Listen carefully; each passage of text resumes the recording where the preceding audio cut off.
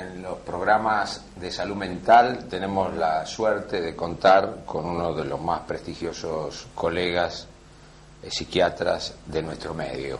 Y además agrego mi querido amigo, el doctor Roger Montenegro. El doctor Roger Montenegro sería muy, caigo en lo común, tedioso hablar de su currículum. Voy a señalar algunos aspectos de su trayectoria.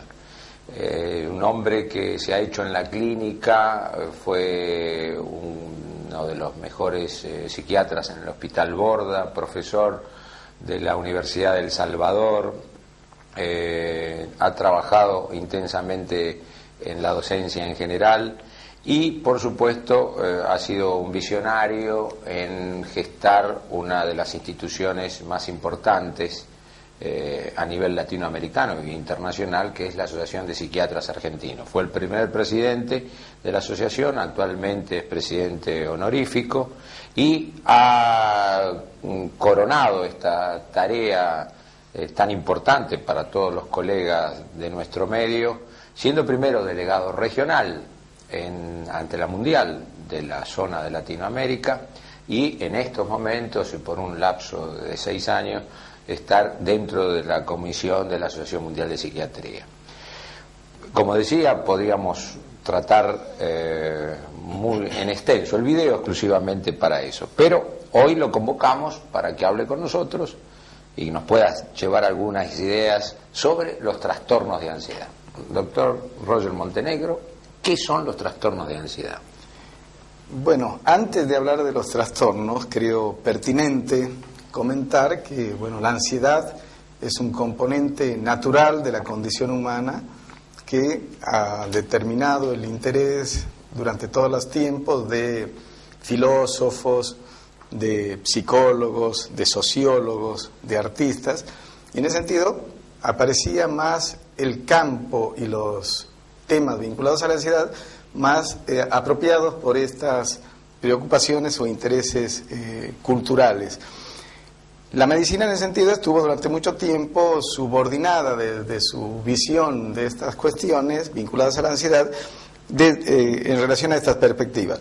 Lo que pasa que y cuando aparecían algún tipo de trastorno o intensificación de esta ansiedad, de modo tal de producir algunas perturbaciones personales o familiares o sociales o medioambientales, entonces en general se la tomaba como excentricidades o como características de algunas personalidades geniales o notables, aparecían como extravagancias o genialidades o hechos vinculados a un cierto grado de normalidad. Y así la medicina estuvo atada a esta visión durante muchos años, considerando incluso a estas intensificaciones de las ansiedades como trastornos menores sin mayor trascendencia.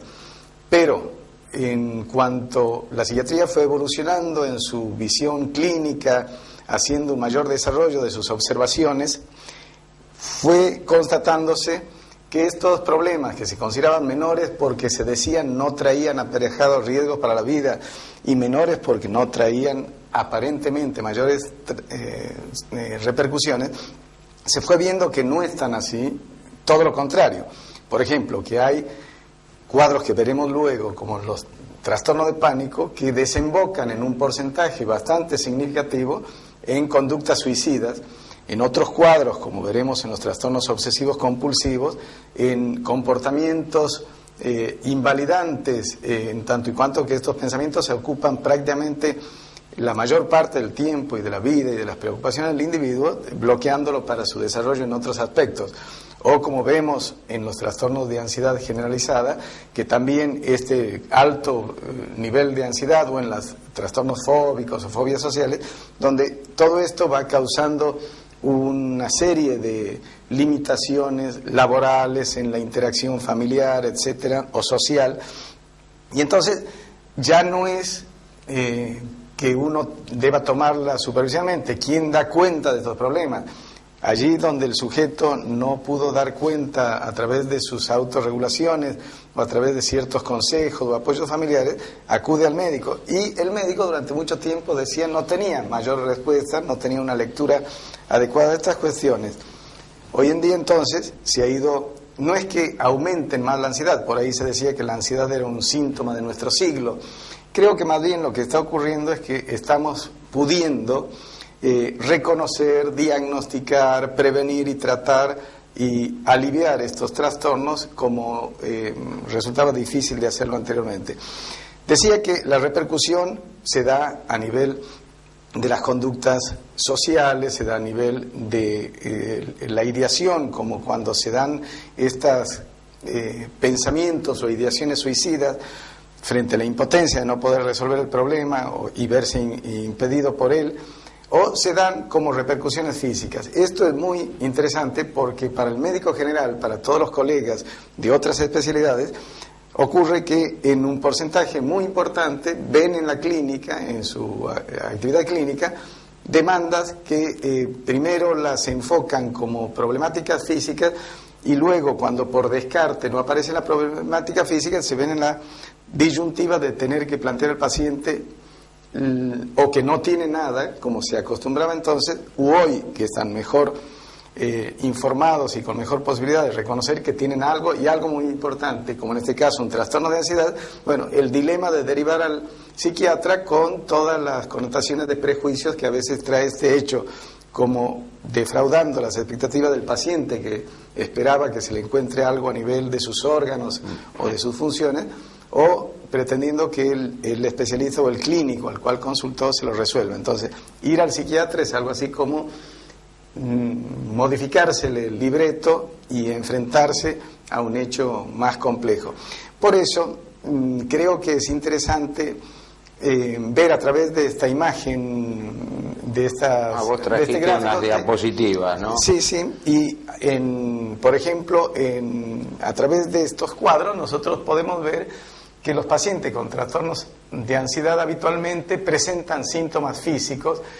No siempre expresan problemas psíquicos, por eso, como decía anteriormente, van al médico aparentemente por sus problemas gastrointestinales, cardíacos, respiratorios o cardiocirculatorios, que por otro lado presentan estos síntomas, se presentan agrupados y van entonces buscando este tipo de alivio por esta patología. Allí empieza el verdadero desafío clínico de dar cuenta de esta expresión fenoménica desde otra perspectiva que desde la tramposa propuesta no intencional del paciente, sino de la clínica, de pensar que allí esto sea remitible a un hecho orgánico o funcional. O solamente tomar el síntoma, ¿no? Así es. No verlo. No ver la estructura al sujeto, como sujeto total, exacto, con su historia, su biografía, su contexto familiar,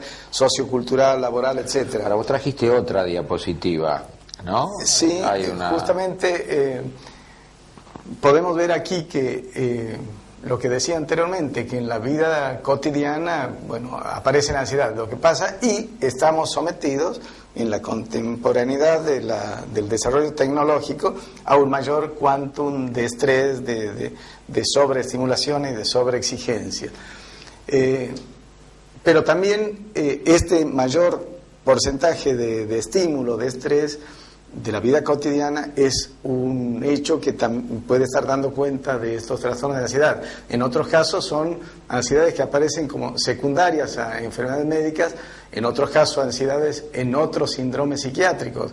Se trata a veces de pacientes con otras estructuras psicopatológicas, y entonces donde la ansiedad es el síntoma que lo trae la consulta o que lleva a los familiares a pedir auxilio, pero donde el problema central justamente no es tanto vinculado a otro hecho que a esta expresión fenoménica de la Roger, me parece bárbara esta introducción, y yo te preguntaría,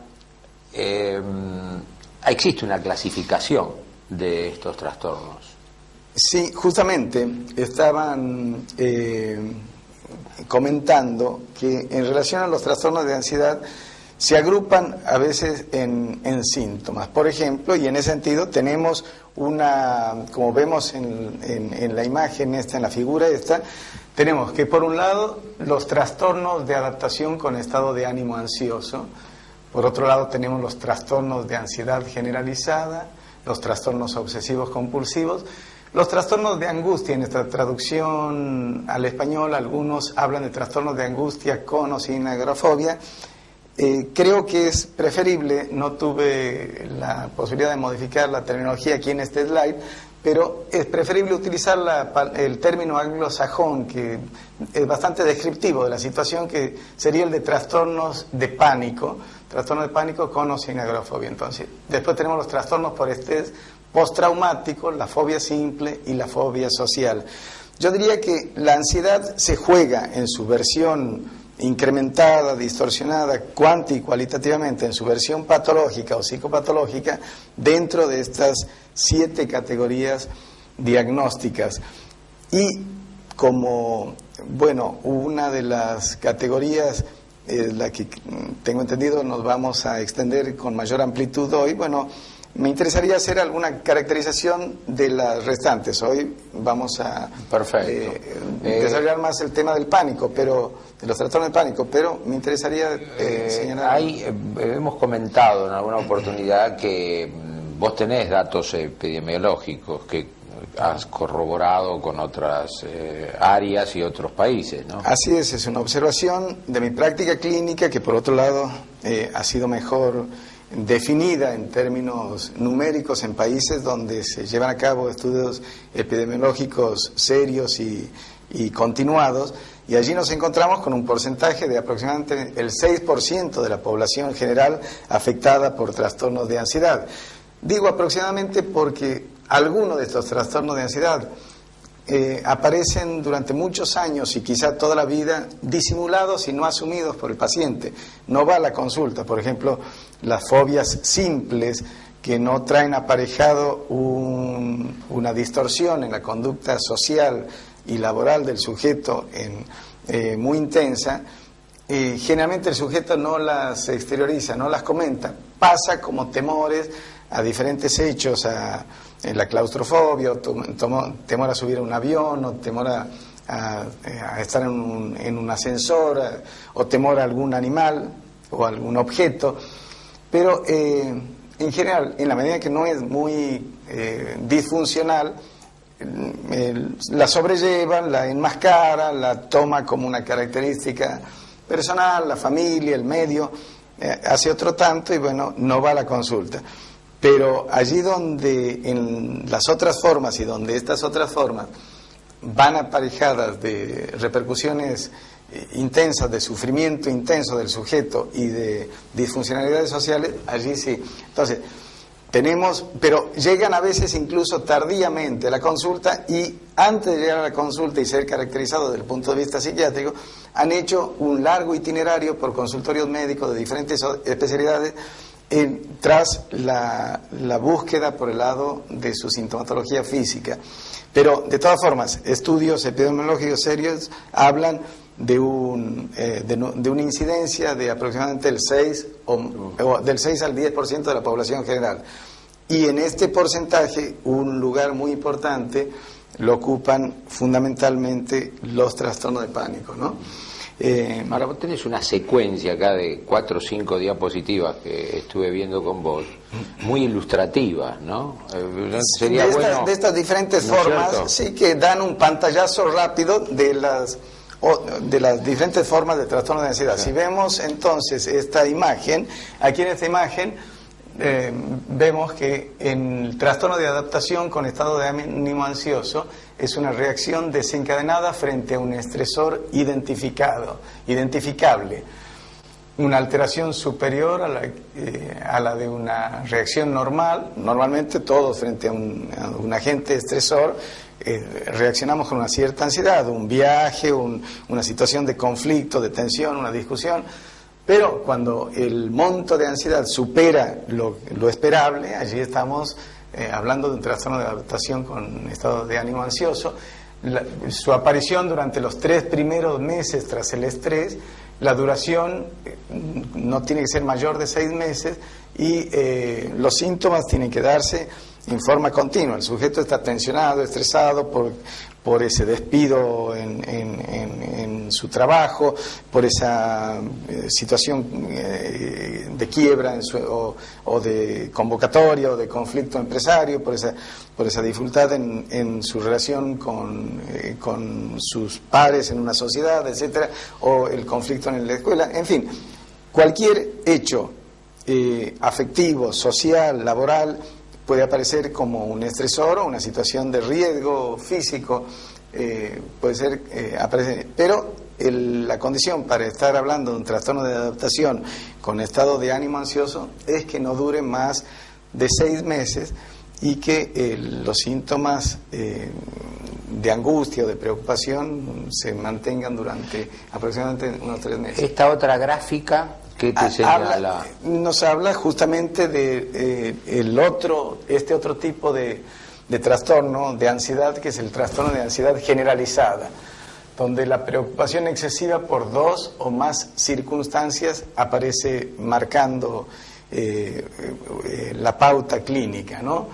Con una duración mayor de 6 meses, el sujeto está en este cuadro de preocupación, de ansiedad, por largos periodos, no secundaria a otros trastornos, no se puede reconocer allí que haya nada que esté justificando desde el punto de vista físico, desde el punto de vista orgánico, desde el punto de vista incluso mismo medioambiental, esta situación.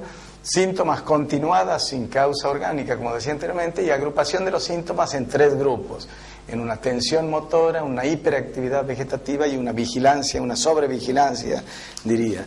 Lo mismo en las otras formas de trastorno de ansiedad, como la que vemos aquí en estas próximas gráficas.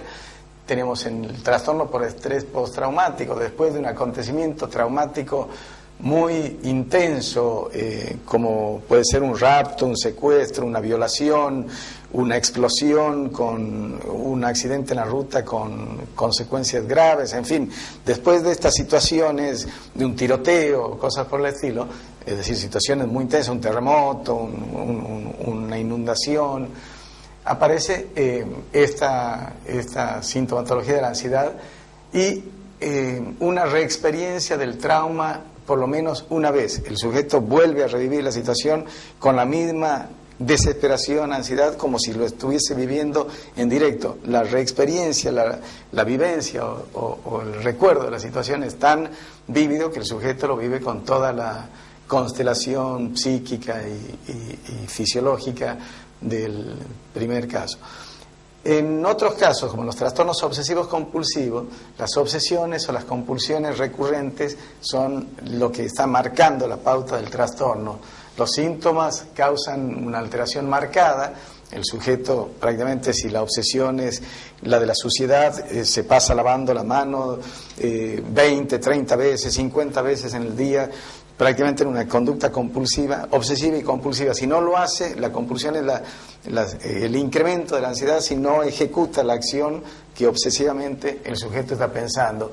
Consumen más de 1 hora de la vida del sujeto en estos rituales, o la preocupación si cerró la llave de gas, si echó llave a la puerta, y volver y chequea y lo repite durante más de 1 hora. El sujeto no puede desprenderse de esa situación y pretender no cumplir con esa idea obsesiva y esa compulsión a chequear nuevamente la situación, lo sume en una mayor angustia, que solo se alivia repitiendo el operativo, pero al repetir el operativo se da cuenta del carácter ilógico, porque hay una autocrítica desde la lógica, pero la emocionalidad es más fuerte y no logra al sujeto desprenderlo de esta situación. ¿Hay alguna otra forma? Sí, decíamos la de las fobias simples y como situaciones donde se tiene un miedo persistente, excesivo e irrazonable frente a un objeto o una situación, con una evitación del mismo, no relacionada con el trastorno de angustia o con la fobia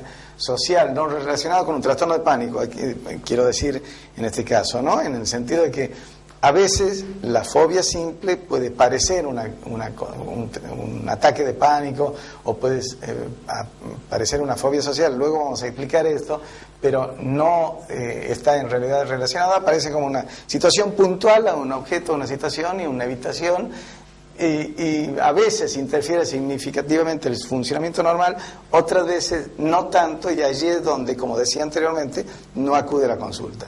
En las fobias sociales, que es lo que vemos en la próxima gráfica, entonces tenemos que la ansiedad intensa está relacionada con situaciones sociales, con situaciones donde el sujeto se siente objeto de atención de la mirada de otros, por ejemplo, en los baños públicos, o cuando el sujeto está comiendo en un restaurante y ante la visión de otros, o en artistas o en hombres públicos que tienen que enfrentar a un público. Allí es donde se instala esta sensación de gran ansiedad y temor frente a la mirada de los otros, que aparece como una mirada penetrante que asusta al sujeto que padece la fobia social.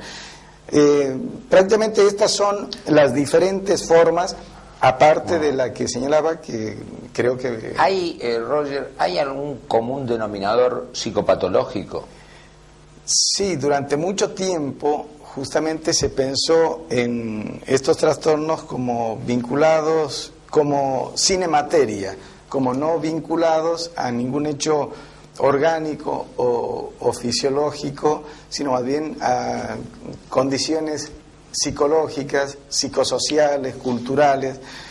Pero en los últimos años comienzan a darse una serie de observaciones que nos hablan de estos trasfondos neurobiológicos muy importantes, y que en algunos casos, como en las infusiones con lactato de sodio, permiten reproducir totalmente una crisis de pánico, exactamente como cuando en las situaciones en las que el sujeto sufre la descarga de estas crisis de pánico sin una causa que lo justifique.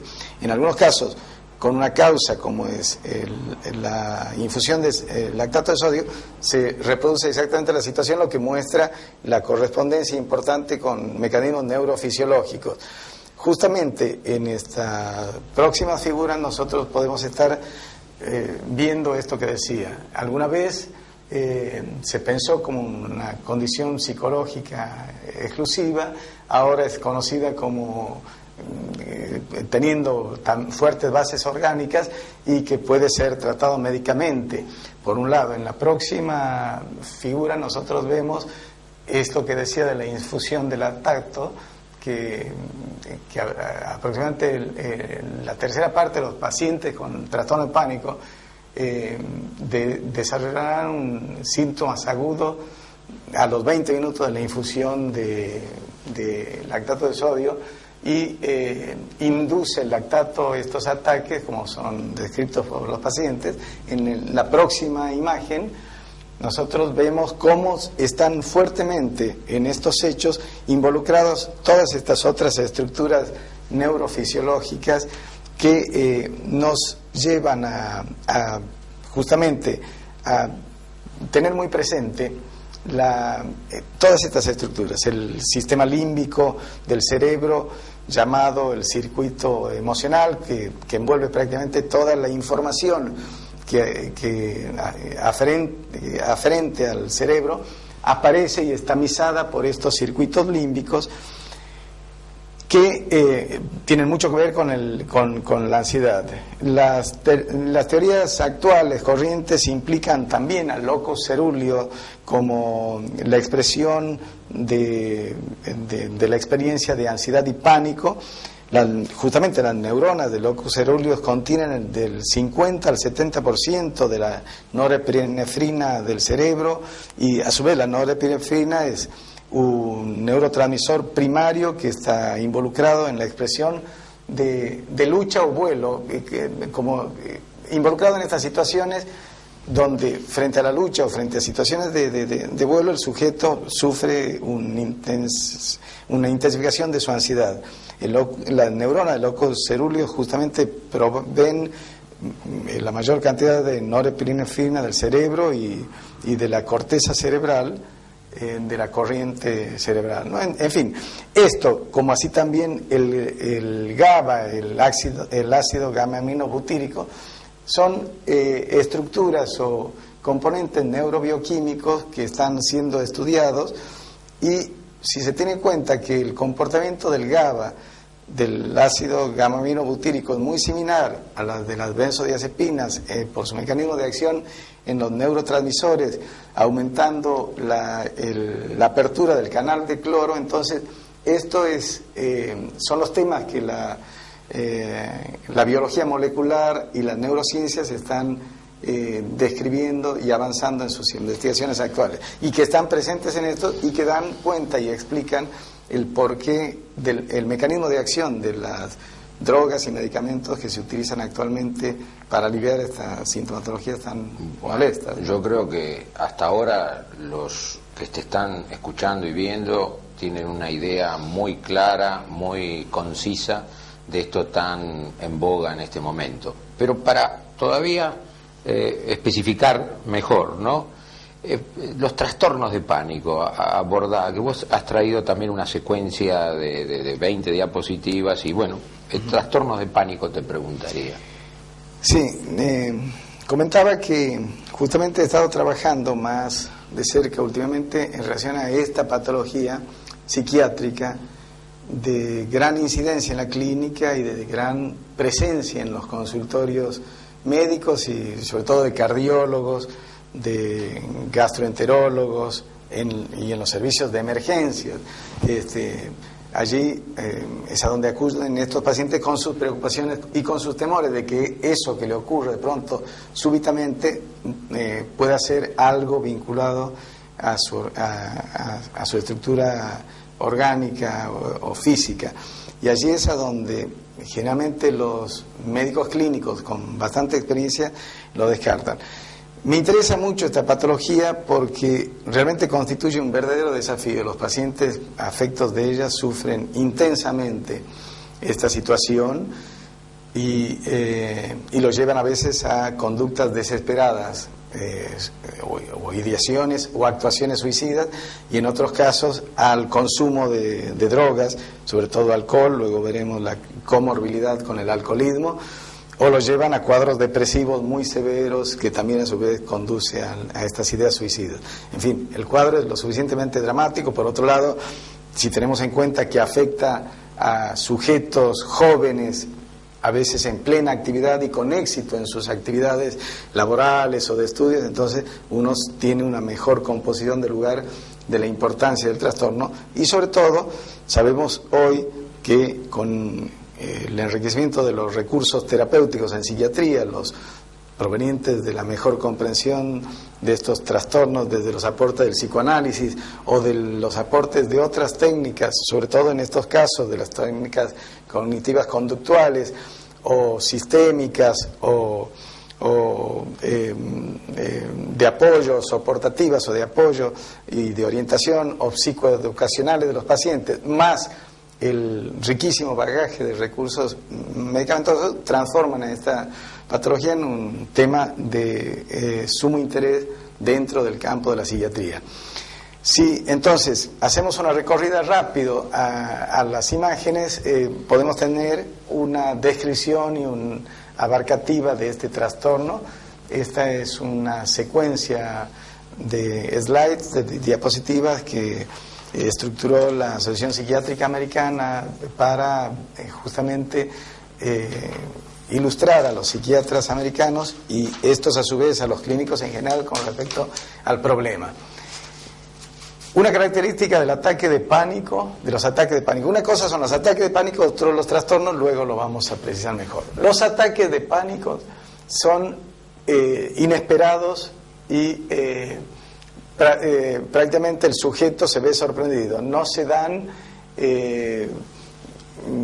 cuando uno dice inesperados, no están precediendo o durante la exposición a situaciones generalmente generadoras de ansiedad, por un lado. Y por otro lado, tampoco se dan cuando el sujeto está siendo objeto de la mirada de los otros, como decía, porque entonces cuando está siendo objeto de la mirada de los otros, cabe pensar que es una fobia social, y cuando se da como situación desencadenante, uno podría estar pensando un trastorno de ansiedad adaptativo con estado de ánimo ansioso, ¿no? Aquí, sin ninguna causa, de pronto el paciente vive esta situación, se presentan rápidamente entre 4 síntomas, por lo menos, para hablar de un ataque de pánico. 4 síntomas de una constelación de varios síntomas. Y, por ejemplo, taquicardia, sudoración, sofocones, sacudidas de todo el cuerpo, temor de volverse loco, temor a morirse, temor a tener conductas inadecuadas, sensación de inestabilidad, trastornos y malestares gastrointestinales, diarreas, en fin, todos estos, sudoración muy profusa, sequedad de boca, de todos estos síntomas. Para hablar de un ataque de pánico, por lo menos 4 de estos síntomas tienen que estar presentes, y estos síntomas se tienen que desarrollar muy rápidamente,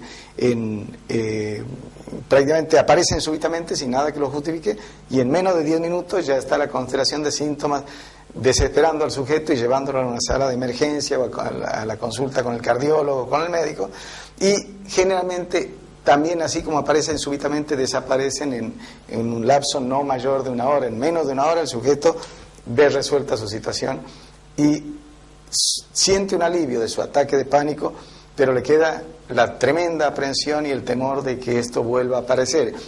Esta aprensión o temor a que la crisis o el ataque de pánico se repita, hace que el sujeto se retraiga, tienda a evitar la salida fuera de su casa, y sobre todo porque teme, se llama agorafobia. Desde del griego viene el temor a los espacios abiertos, pero aquí, más que al espacio abierto como tal, como espacio físico, es el temor a estar en situaciones donde no pueda recibir ayuda ante la circunstancia de que se repita aquella experiencia tan desagradable que fue ese ataque de pánico. Decía que para hablar de ataque de pánico tienen que darse 4 de los síntomas de estas diferentes manifestaciones que antes mencionaba. Cuando se dan menos, se tienen los llamados ataques de síntomas limitados, y aquí, de todas formas, aunque no llegue a configurar un ataque de pánico, porque tiene menos de 4 síntomas, sin embargo, deja la aprensión, y entonces, generalmente en estos casos hablamos de agorafobia sin ataques de pánico. En los otros casos, donde el sujeto tiene el ataque de pánico y después queda aprensivo con esa agorafobia, entonces hablamos de ataque de pánico con agorafobia. Cuando ese ataque de pánico pasa a ser un trastorno de pánico, ya una patología mucho más estructurada, mucho más severa, mucho más preocupante, mucho más expuesta a devenir en depresión, en alcoholismo o en una conducta suicida, cuando aparecen 4 o más ataques en un lapso de 4 semanas. Hay pacientes que tienen estos ataques prácticamente varias veces en el día, incluso a la noche, a veces despiertan aterrorizados por una de estas sensaciones tan desagradables, o cuando tiene un ataque seguido por una intensa agorafobia que lo retrae al sujeto, limitando su radio de acción e impidiéndole ir al trabajo o hacer sus actividades normales. Entonces, seguimos viendo las imágenes y con ellas un poco lo que señalaba anteriormente. Algunos de estos síntomas físicos, especialmente cardiovasculares, neurológicos, gastrointestinales, solos, en combinación o secuencialmente. Aparece uno al rato, después seguido por otro, así sucesivamente. Una ansiedad abrumadora, experiencia de temor o de preocupación, pueden aparecer reacciones físicas y psíquicas en concordancia con esto. Desde el punto de vista cardiovascular, aparecen estos dolores de pecho u opresión en el pecho, sensaciones de disconfort, palpitaciones o el temor a un accidente cardiovascular. Desde el punto de vista neurológico, temblores o sacudimientos, como decía anteriormente, la inestabilidad, el mareo, el temor a caerse, la flojedad de las piernas.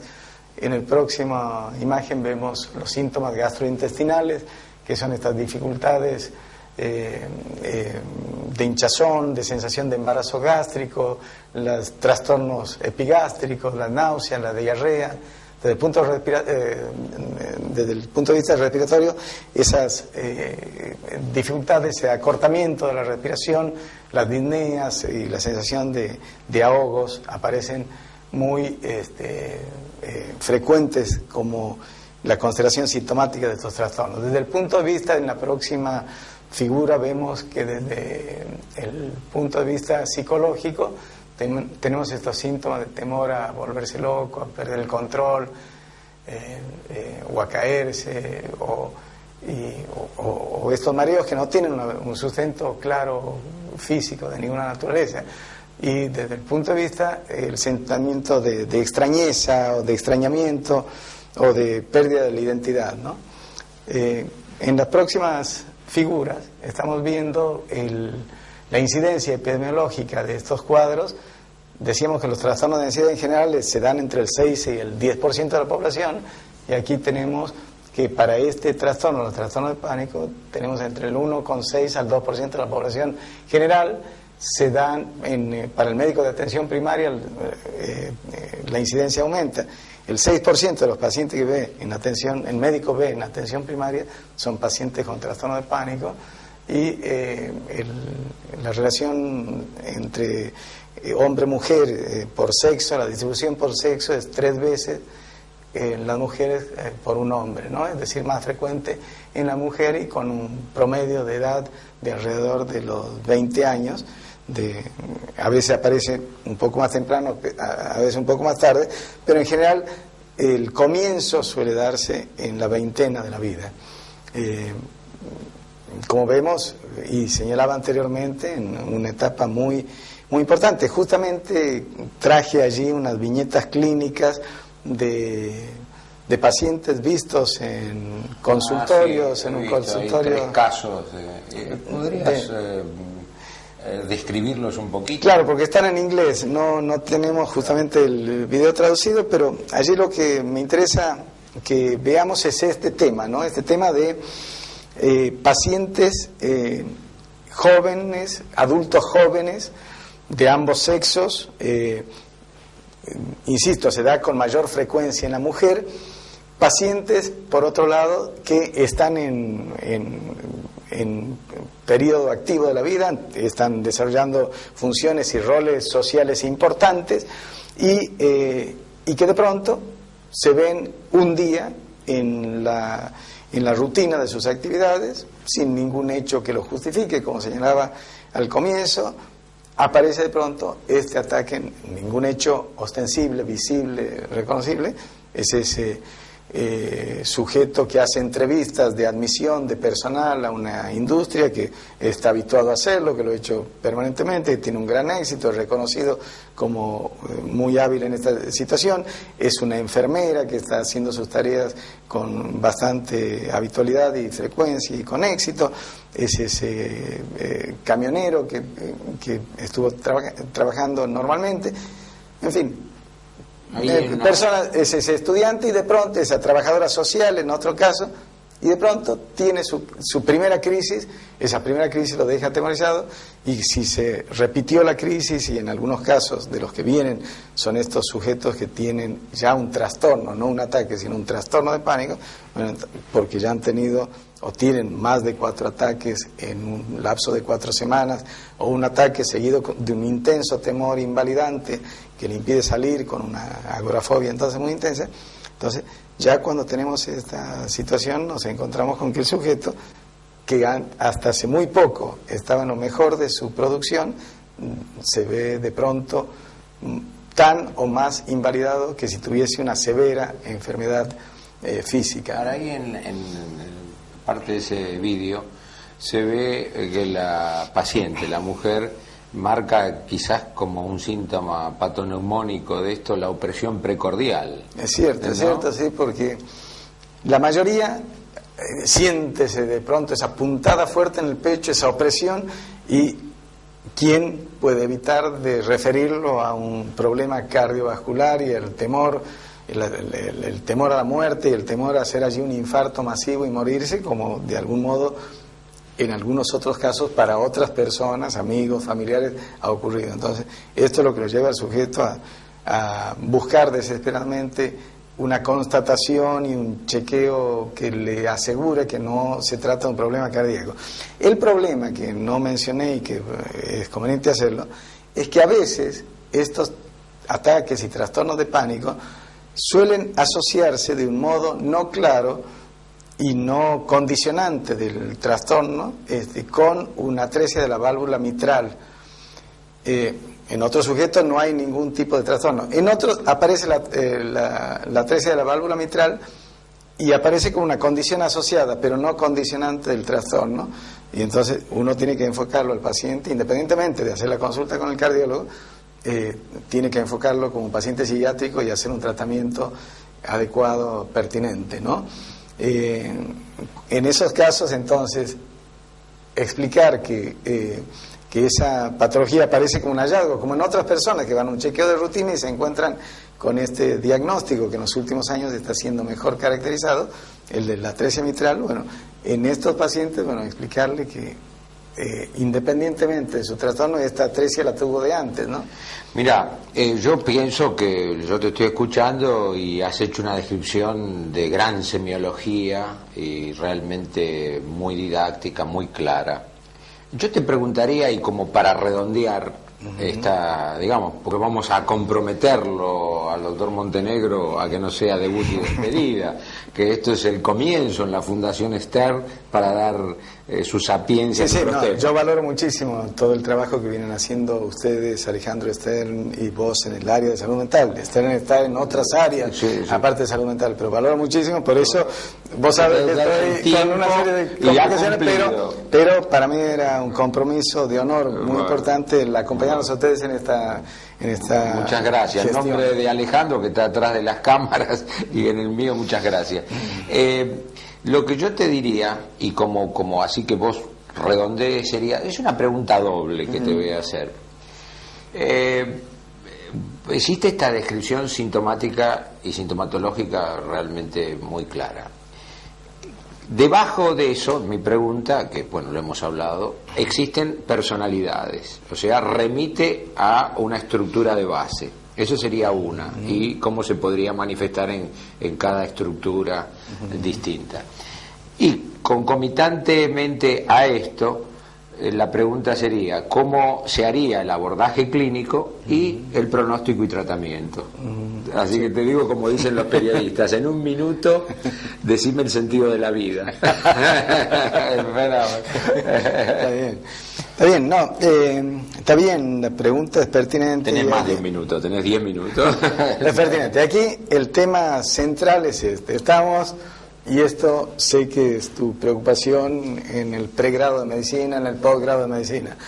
Estamos frente a personas concretas en crisis, es decir, cuando hablamos de personas, hablamos de totalidades biopsicosocioculturales, estamos hablando de contextos familiares, sociales, laborales, estamos hablando de biografías, estamos hablando de ilusiones, de temores, de fantasmas, de frustraciones, de angustias, estamos hablando de vínculos que merecen ser revisados. Y entonces esto que para nosotros los profesionales argentinos es un tema ineludible, inexcusable, gracias a la fuerte impronta del psicoanálisis aquí en la Argentina y de la psicología social, con los aportes de Pichon Rivière en la psicología social, bueno, y de los culturalistas y de los antropólogos y filósofos, esto que es una fuerte condición en la formación de los psiquiatras modernos y que también de algún modo está siendo el interés de la moderna Facultad de Medicina de instalar el tema de la salud mental desde el comienzo de la formación médica. Este tema lo tenemos presente y no lo tenemos que olvidar jamás. Entonces, primera cosa, no olvidar que estamos con sujetos que provienen de situaciones y de contextos múltiples, con una biografía y con una relación con los otros, donde los otros cuentan y en algunos casos de qué forma.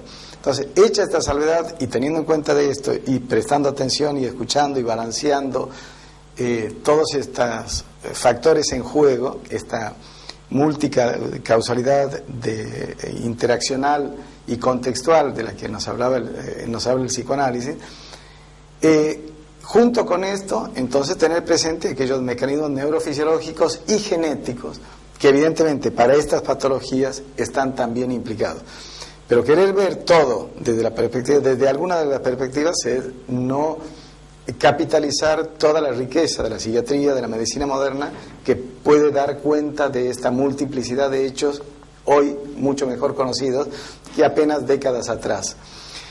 Dando cuenta de todo esto, entonces el manejo, la implementación, utiliza la palabra manejo por el managing de los americanos, pero el abordaje y el operar médico frente a esta situación es la de una gran respeto al paciente, y aquí viene implícito lo de la ética, lo de los derechos humanos, considerando y no pudiendo jamás excluir toda esta historia y todos estos hechos. Allí donde uno recorta y quiere ver al otro como una máquina o como una parcialidad, está haciendo una omisión bastante irresponsable. Ese sujeto es un sujeto total en situación y cuenta todo eso que decíamos anteriormente. Primera cuestión. Segunda cuestión, frente al diagnóstico, entonces, vamos a considerar que en muchos de estos casos esta es una manifestación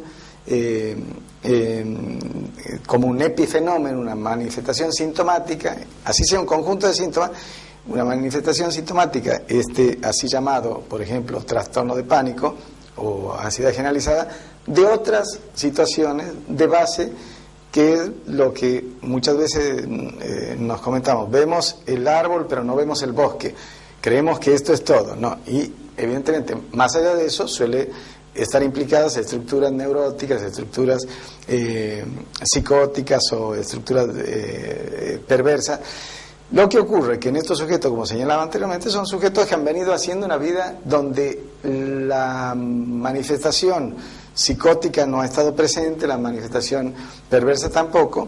Sí, en cambio, en una lectura más minuciosa podemos reconocer estructuras neuróticas que, si bien aparecían como sujetos normales, adaptados, yo diría sobreadaptados, a veces en una sociedad que a veces muestra estos síntomas de locura cultural, estar muy bien adaptado es estar de algún modo no tan del todo sano, no tan bien como se pretende.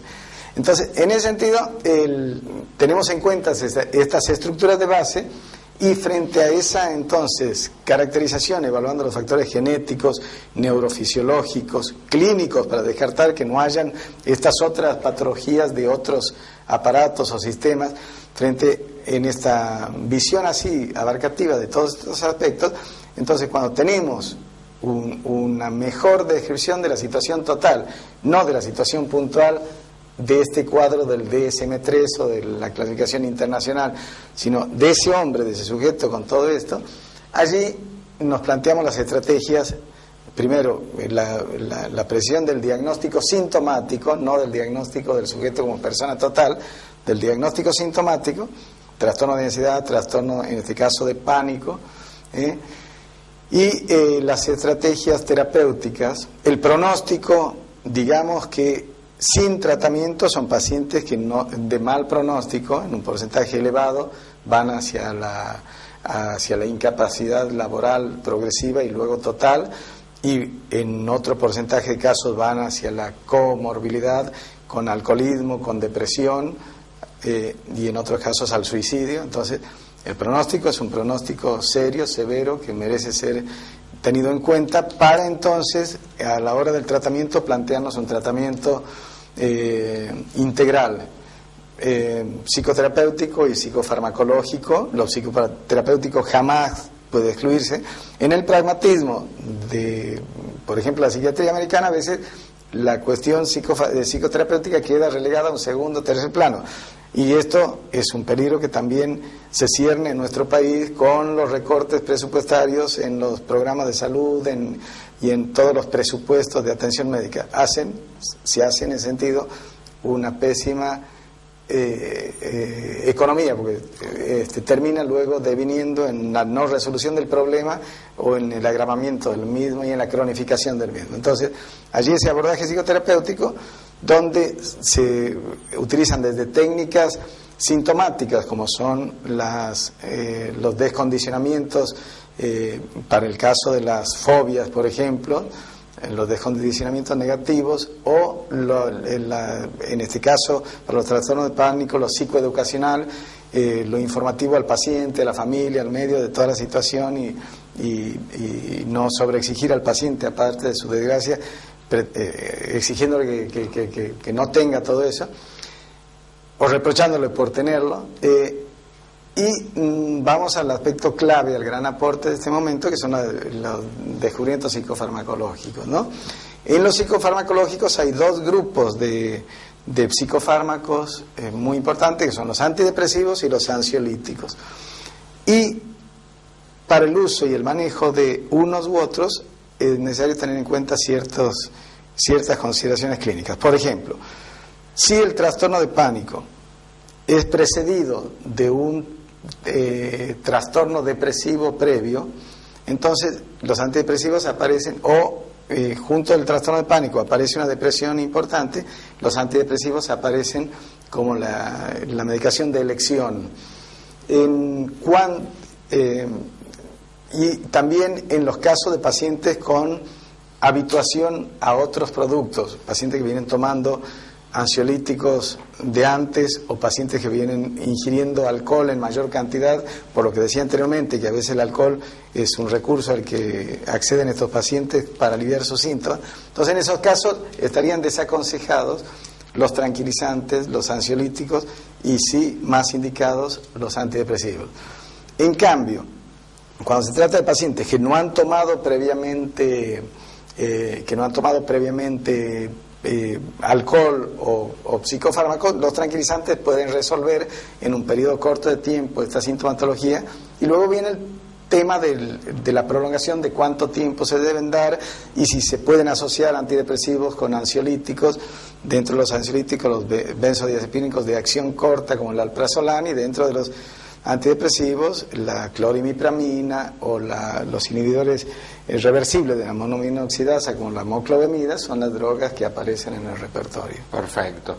Hemos abusado del poder de síntesis del doctor Montenegro, que realmente meter todo este tema en esta grabación es titánico.